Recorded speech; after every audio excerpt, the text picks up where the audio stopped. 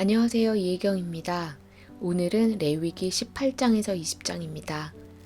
레위기는 전체적으로 하나님의 백성들이 어떻게 살아야 하는지에 대한 규례를 하나님이 말씀하시는 내용입니다. 오늘 저에게 의미 있게 다가온 말씀은 레위기 18장 1절에서 4절입니다.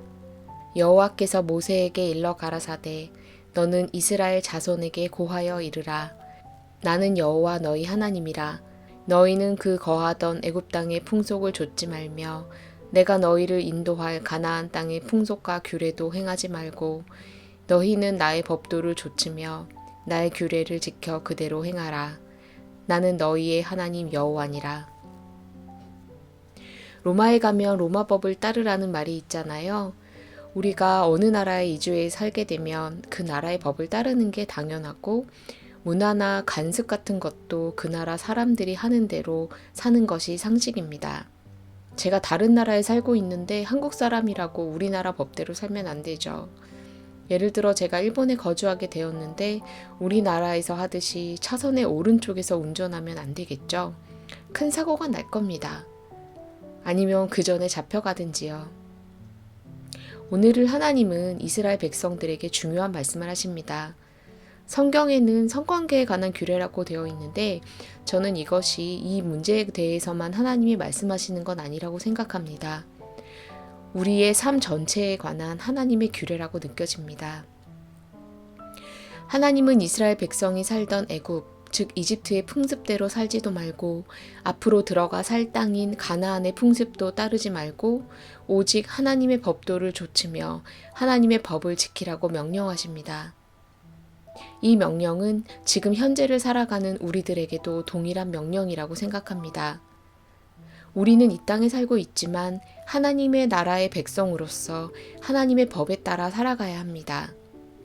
그렇다고 범법 행위를 해도 좋다는 이야기는 아니고요. 사실 이 하나님 나라의 법이라는 것이 훨씬 지키기가 힘든 것입니다. 옛날에 제가 어떻게 하다가 제가 살던 집을 세를 줘야 하는 일이 생겼어요. 그게 제 집이 아니라 저도 임대를 해서 살던 집인데 계약 기간이 끝나기 전에 이사를 해야 하는 상황이 되어서 그 집에 임차인을 구해야 했거든요.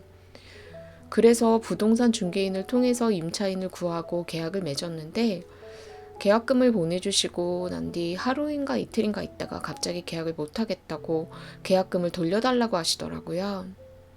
이게 원래 제가 변심하면 계약금을 2배 배상하고 계약을 파기하고 임차인이 변심하면 계약금을 그냥 날리는 거잖아요. 계약금이라는 게 법에 따르면 그런 거죠. 그런데 이분이 계속 그 돈을 돌려달라고 하시더라고요. 계약금으로 냈던 그 돈을요. 저는 그때 무슨 생각이 들었냐면 제도를 만드시는 분도 하나님이시고 또 이런 경우를 대비해서 하나님이 시스템을 만들게 하신 거니까 우리는 그냥 그 법을 따라서 살면 된다 이렇게 생각했어요. 사실 법적으로는 전혀 문제가 없는 거였고요. 그런데 저희 남편이 그러는 거예요. 한국 법 위에 있는 것이 하나님 나라의 법이다. 하나님 나라의 법은 손해보는 법이다. 계약금을 돌려줘야 된다. 이러더라고요.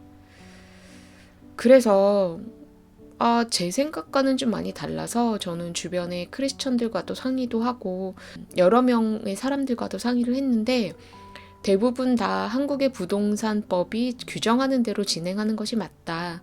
이렇게 결론을 내주시더라고요. 그렇게 하라고 법이라는 게 있는 거라고. 그러니까 법대로 해도 문제없다. 그런데도 남편이 주장을 굽히지 않더라고요. 하나님의 나라의 법은 그게 아니래요. 그리고 우리는 크리스찬이기 때문에 하나님 나라의 법대로 살아야 된대요. 어쨌거나 저는 생각은 달랐지만 결국은 그 계약금을 돌려주는 것으로 그 상황이 마무리가 됐는데요.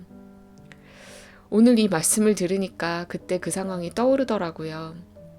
이집트 풍습대로도 살지 말고 가나안 풍습대로도 살지 말고 하나님의 법도를 따르고 하나님의 규례를 지키며 살아라 라는 말씀이요. 이게 당시 이스라엘 백성들에게도 참 어려웠겠다 이런 생각이 들었습니다.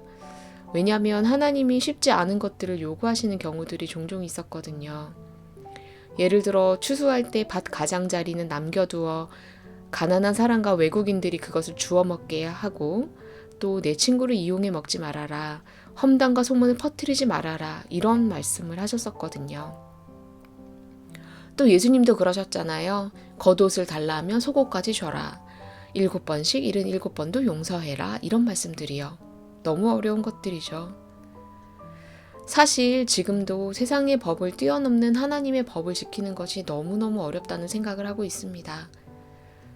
지난번 제가 경험한 그 계약금 사건처럼 비슷한 일이 또 일어난다면 저는 아마 법대로 합시다 라는 말이 여기 목까지 올라올 거예요. 하지만 결국은 또 하나님 나라의 법대로 하게 되긴 하겠죠. 그 법대로 하는, 세상 법대로 하는 그 법에서 하나님의 법대로 하는 그 법까지의 걸리는 시간이 얼마나 될지는 모르겠지만, 제 이성으로 하나님 나라의 법대로 하는 건 힘들겠지만 딱 한 가지 기억할 것은, 아마 하나님이 저를 법대로 심판하셨으면 저는 벌써 죽은 목숨일 거라는 그 생각은 들더라고요. 하나님이 은혜를 베푸셔서 제가 이렇게 살아있는 만큼 꾹꾹꾹꾹 참고 하나님 법대로 살려고 아등바등 노력을 하다 보면 언젠가는 조금 달라진 제 모습을 발견하게 되지 않을까요? 여러분들에게도 이런 도전이 생길지 모르겠습니다. 그때마다 이 이야기가 떠올랐으면 좋겠네요. 오늘 행복한 하루 되세요. 감사합니다.